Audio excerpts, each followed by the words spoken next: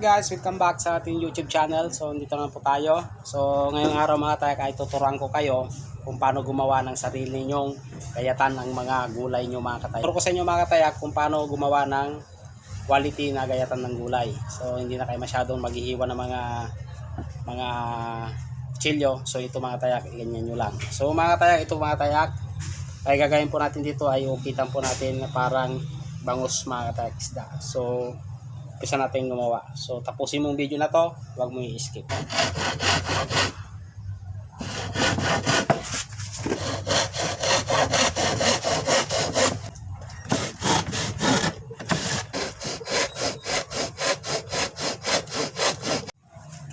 So, yan lang natin mga tayo.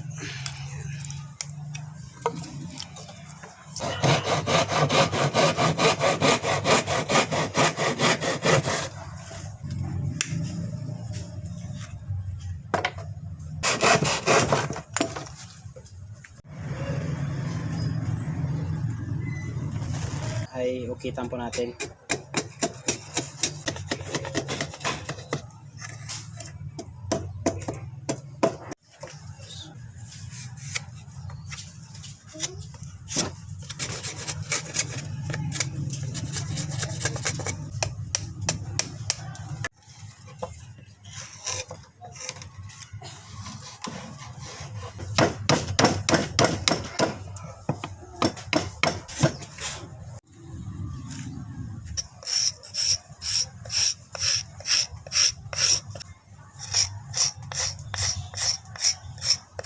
Para kuminis siya mga katayak.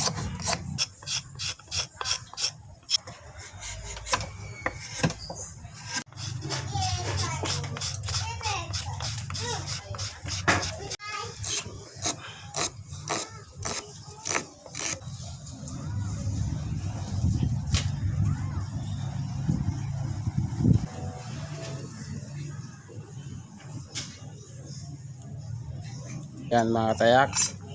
So, naikuha na po natin yung kanyang sukat yung ating talim na stainless. So, ngayon ay ipapaitan na po natin ngayon.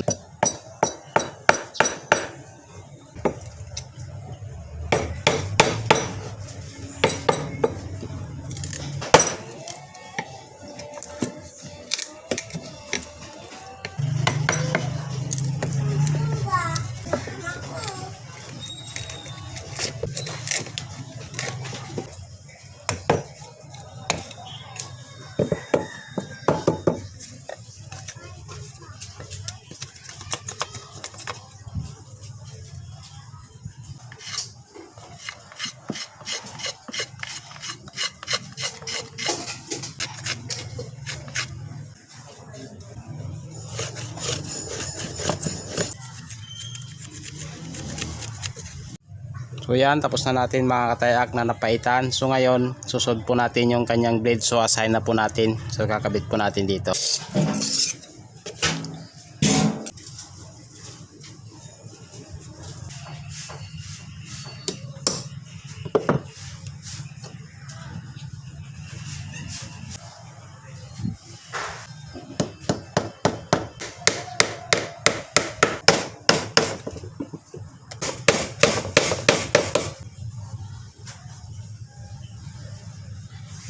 So mga tayak, tapos na po yung ating ginawang gayatan ng gulay, talabong mga tayak.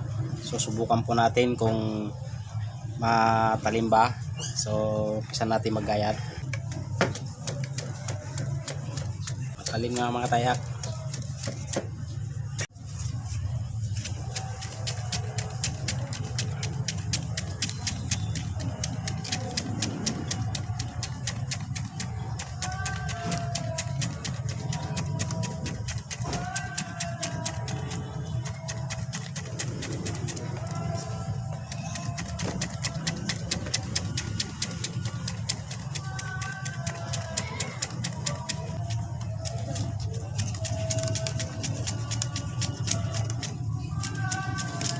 Yan mga katayak.